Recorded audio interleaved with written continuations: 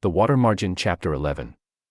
We are diving into the desperate flight of Leopardhead Lin Chong. Right. I mean, just picture it. He was once this highly respected Imperial Guard instructor, and now he's the most wanted man in the land. He really is. So our mission today is to really analyze this pivotal journey, the one where he goes from hunted fugitive to, well, a future outlaw hero. And it's a path guided by these amazing friendships, but also confronted by some truly hidden dangers. And what's fascinating here is the sheer weight of the crime that set all this in motion. Lin Chong, he didn't just break a rule. Yeah. He committed what the sources call a Mikyun Dazuya, a heaven-defying crime. He killed his enemies, Liu Yuhao and Fu An, and then burned down the entire military fodder depot. I mean, it's basically high treason. It's absolutely high treason against the state. And the authorities, they responded with this massive bounty, 3,000 strings of cash for his capture. That kind of money ensures that everyone, and I mean everyone, is looking for him. And his escape, at least initially, it's a complete failure. He's drunk, he's exhausted, and he literally just collapses in the snow. Just passes out. He's so out of it that some state servants, they find him and they just think he's a common rice thief. So they tie him up, string him up under the gatehouse, planning to beat him in the morning. Which is just the absolute rock bottom for a man of his former stature. Totally. But this scene, as grim as it is, it immediately sets up the reality of the Jianghu, the outlaw network. The manor owner shows up, and it's Little Whirlwind Chai Jin, and he instantly recognizes the famous instructor. A huge stroke of luck. Huge. Chai Jin doesn't just free him, he gives him total sanctuary. Lin Chong gets to stay there for like 5 or 7 days, gets new clothes, food. It's the first big demonstration of how this brotherhood, this network, can just override official law. But that kind of safety can't last forever, can it? Lin Chong knows the official search is getting way too intense. The sources say IB Shen Jankrin. Yeah, the heat is on. Right, and he doesn't want to get his host in trouble. So he asks for just a little bit of travel money, Punch On, to, get back on the road alone. But Chai Jin knows that's a death sentence. He does. He knows just running isn't a plan. He needs to get Lin Chong to a real safe haven. The destination is Liangshan Marsh. And this place is what, like an outlaw kingdom? Basically, it's this huge watery landscape, over 800 lie around. It's the ultimate hideout. And Chai Jin gives him a specific recommendation to the leaders there. White-clothed scholar Wang Lin, Du Qin, and Song Wan. They've already got hundreds of followers. And here's the crucial political detail we need to get right. This recommendation letter. It wasn't just a friendly note, was it? It was more like a guaranteed VIP pass. Oh, precisely. That's the structural reality of the Jianghu. Connections are everything. And Chai Jin's recommendation was absolutely essential because the leaders there, Wang Lin and Du Qin, they owed him a huge debt of gratitude. How so? Well, he'd sheltered them, financed them back when they were just penniless scholars who'd failed their exams. So Lin Chong's acceptance wasn't really going to be about his fighting skills. It was purely based on the favor owed to his sponsor. So his entry was basically locked in before he even left Kangzhou. Exactly. That's a huge insight. But okay, even with a guaranteed place to go, there's a big immediate problem. The main road is blocked. 2 military officers are there checking everyone against wanted posters. How does this famous fugitive get past them? And it's not just that he's famous. It's the you have to remember the mark on his face. Yeah. That golden tattoo. It's a brand of exile. It's like a state-issued wanted poster, literally etched onto his skin. So hiding him is almost impossible. Almost. So Chai Jin uses his status, his brilliance. He doesn't hide Lin Chong. He hides him in plain sight. With a fake hunting party. Yes! A massive, elaborate fake hunting party. They've got 20 or 30 horses, bows, flags, spears, falcons, dogs. It's so much visual noise, so much elite activity that the real mission is just lost in it. And he rides right up to the checkpoint. He does. And the officers know him. He uses his high social status like a weapon. And then he jokes about it. He basically says, hey, I've got Lin Chong in my group. Can't you spot him? Wasn't that an enormous risk? You'd think so, but it speaks volumes about the power dynamic there. Chai Jin is a local noble. His influence is way above some low-level officers. By joking about it, he's playing on their certainty that someone of his status would never do something illegal. So they just laugh it off? They laugh it off, say they trust him completely, and wave the entire party, including the most wanted man in the country, straight through. No inspection. It's a perfect psychological trick. Absolutely stunning. Mm-hmm. But after that elite escort, Lin Chong is alone again. He changes out of the hunting clothes, puts on his own gear, and just travels for 10 or more days through this brutal winter snow. And this is the moment of real internal reckoning. The sources say he stops at this remote lakeside inn, and there the full weight of his tragedy just crashes down on him. He's been disgraced by Gaokyu. He has, as the text says, a home but nowhere to return, a country but nowhere to go. It's in that moment of melancholy that he writes this famous, definitive poem right there on the white wall of the inn. It's such a powerful moment. And the poem, it starts with him trying to reclaim his own character, which he feels the world has just ignored. The righteous is Lin Chong, most honest in character. Exactly. But then you see the shift to just heartbreaking sadness. The structure of the poem is key. He says his life is like a floating weed, Fugyang, and his fame is a rolling tumbleweed, Zunping. He's just adrift, powerless. Completely at the mercy of forces beyond his control. Yeah. But the poem doesn't end there. It pivots hard. That pivot is his declaration of war, isn't it? Absolutely. The final line isn't resignation. It's pure, violent ambition. If in future years I realize my ambition, I will strike awe east of Mount Tai. Wow. He goes from lamenting his fate to declaring a revolutionary goal. This is the moment the old Lin Chong dies, and the avenging outlaw is born. He's not just running anymore. He's preparing to fight back. And that ambition is immediately put to the test. While he's sitting there, this big guy in a fur coat comes up, grabs him by the waist, and identifies him. Instantly. By the poem, the golden tattoo, the bounty notice, everything. Who's this guy? This is where things get really dark. The man is Zhu Gi, the dryland crocodile, and that quiet little inn. It's not an inn. It's an intelligence front for the Liangshan outlaws. An ear and eye, as they call it. So the man he thought was just another traveler is actually a scout. A killer. This is the moment the romantic idea of being an outlaw just shatters. You go from the protection of a rich guy like Chai Jin to the cold, lethal reality of the marsh. And what are the operational details of this inn? Systematic and terrifying. Zhu Gi scouts wealthy travelers. If you're poor, they let you go. If you're rich, they drug you with mangarniao or they just kill you on the spot. And then comes the detail you never forget. The source describes it so clinically. The lean meat is sliced into jerky and the fat is boiled for lamp oil. Human jerky. And lamp oil. Okay. We're talking about a man who just wrote a poem about righteousness, and he's seeking refuge with people who do that. How do those two things even exist in the same world? That is the core ethical tension of the entire story. See, Jianghu righteousness isn't about state law or what you or I would call morality. It's about loyalty. It's about vengeance against corruption. It's about protecting the brotherhood. The brutality is just pragmatic survival. So why was Lin Chong spared?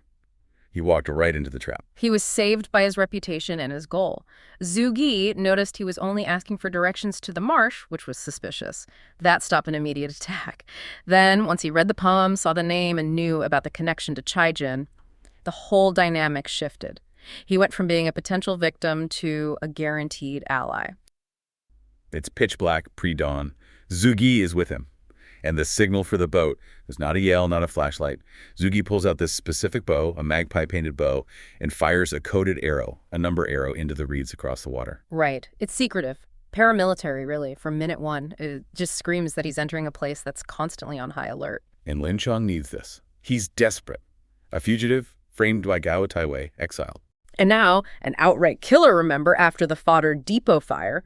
He's carrying weight, too. That letter of recommendation from Chai Jin. Very important. But what he needs, safety, well, the mountain is reluctant to give it. He's seen immediately as a political problem, not really a comrade yet. Okay, so let's paint a picture of this place.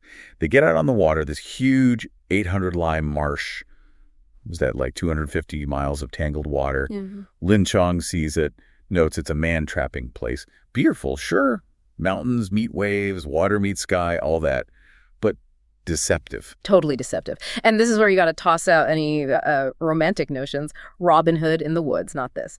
The description of their defenses isn't just walls and ditches. It's psychological warfare. The reeds themselves look like 10,000 squads of swords and spears. But the materials they use, that's what gets me. The main barrier is the Luxiao deer horns. They're not wood. They're human bones. Human bones. Yeah. And it wasn't just, being barbaric for the sake of it. It was strategic, a psychological defense. It sent this unmistakable message to the government, sure, but also to recruits like Lin Chong. There's no going back. This is it. Permanent. Enforced by, terror. Wow. And that separation from the normal world, it's woven into daily life there, like bowls and ladles. Made from human skulls. The YS. And the war drums, covered with stripped human skin. Okay, intense. Brains for their horses, braided from human hair. So Liangshan is immediately plunged into this culture where the remains of enemies or maybe failed recruits, who knows? They're just standard issue. It tells him, and it tells us, the price of failure here is absolute. You're literally erased and repurposed. So after they land at Jinshitan, he goes past giant trees to break Gold Pavilion, then through this defensive gauntlet. 3 strong passes, finally reaches the central meeting ground. But the journey out there was physical. This meeting ground, that's where the political fight starts, right? Absolutely. He's brought into the Hall of Assembly, the Jiting, and meets the bosses. Wang Lin, the white-clad scholar, he's in the center seat. To his left, Duquesne, Skytoucher. Right. Son Wan, cloud-piercing adamantine giant. Lin Chong gets the 4th seat. It's a sign of respect initially, but that respect, that's what sparks the whole problem. Because Wang Lin, the sources tell us, is this unsuccessful scholar, failed the big exams, and he's, well, insecure. Then in rocks Lin Chong, legit elite instructor for the Emperor's Guards. Huge reputation. And you can almost see the wheels turning in Wang Lin's head. His ambition is suddenly fighting his fear. He's terrified Lin Chong's skill will let him occupy the strong position, basically show Wang Lin up, show up his lack of martial skill and maybe the mediocrity of Duquesne and Song Wan too. His fear isn't the government outside, it's being displaced inside his own camp. Humiliation. Okay, but if he's that scared of being displaced, why not just, get rid of Lin Chong quietly? Why challenge him in this roundabout way? Is he just not bold enough for that, or is it politics? Oh, it's definitely politics. He tries to save face first, tries the polite rejection, the push away, offers him a bribe, and a pretty generous one. 50 taels of silver, 2 bolts of silk, makes excuses. Oh, food's scarce, housing's bad, we're full up. Trying to avoid a direct confrontation, make the problem disappear with money. But doesn't offering cash like that actually make Wang Lin look weaker to his own guys? He's basically saying, I'd rather pay this guy off than have him join us. It's a gamble, and Lin Chong calls his bluff. He's desperate, but he's got pride. He rejects the money flat out, throws down that commitment line, 1,000 liter to offer his name, 10,000 liter to seek a master, says he wants acceptance, unto death, not a payout. And that changes things. Big time. The other leaders, Duquesne, Songwan, and Zugi too, they step in. They understand the optics. Turning away an honorable man who risked everything. Bad look. They remind Wang Lin, look, our whole operation depends on our rep in the Jianghu, the martial world. If word gets out, we turn away guys like this, we look ungrateful, forgetful of favors, no one else will come. So Wang Lin's hand is forced. He has to let him stay, at least provisionally. But he chefs tactics. From polite dismissal to demanding proof. Yeah. Proof. Exactly. He questions Lin Chong's loyalty. Maybe he's a spy, sent to check their reality, needs to prove he's really committed, and that's when he drops the Tu Ming Zhuang, the letter of submission. Lin Chong, thinking like the official he used to be, offers to, write something down, sign a document. Right, shows his background. He thinks it's a scholar's oath or something. Zugi has to step in and clarify the much more brutal reality. This letter of submission, it's not written. It requires killing someone. Going down the mountain, finding a victim, bringing back the head as proof. It's the ultimate act of severance, a public, violent commitment that cuts all ties to the lawful world. No going back after that. And Wang Lin gives him a deadline. A cruel one, 3 days. And this is where you see Lin Chong's incredible fighting skills suddenly become useless, totally useless against politics and just sheer bad luck. Man, imagine the pressure. Day 1, he finds a secluded path, waits all day, dawn till dusk. Nothing. Not a single person walks by alone, returns empty-handed. And Wang Lin's just waiting there, ready to sort of smirk, It ramps up the political pressure. His credibility's ticking down. It wasn't just about finding a victim. It was a setup. Wang Lin could use any failure as justification later, see? He couldn't even do this simple task. Day 2. Tries a different spot, the southern mountain path. Noon rolls around, maybe some hope. But then this huge group, like 300 travelers, comes through. His skill, stealth, patience, combat readiness mean nothing. Because the rule is solitary murder. He can't attack 300 people, can't risk messing up the specific requirement. He's so stressed, the text even has him reciting a sea poem. The kind of poetry frustrated scholars used to lament their bad luck. Think about the irony.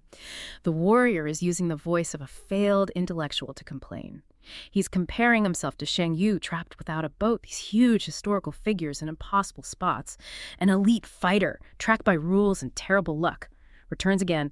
Wang Lin mocks him, gives him the final ultimatum. Tomorrow's it. Last chance. The psychological strain must have been immense. So day 3, he's out on the Eastern Mountain Path. He's basically resigned himself to failure, already thinking about where else he could possibly go. The days is just dragging on towards noon. Seems hopeless. And then, finally, Yeah. one person, a single traveler appears. Finally, but he's so desperate now, maybe frantic. He jumps out, staff ready, terrifies the guy. The traveler just drops his bundle, his possessions, and bolts into the woods. Gone. Oh no. So Liangshan gets the loot, but not the head.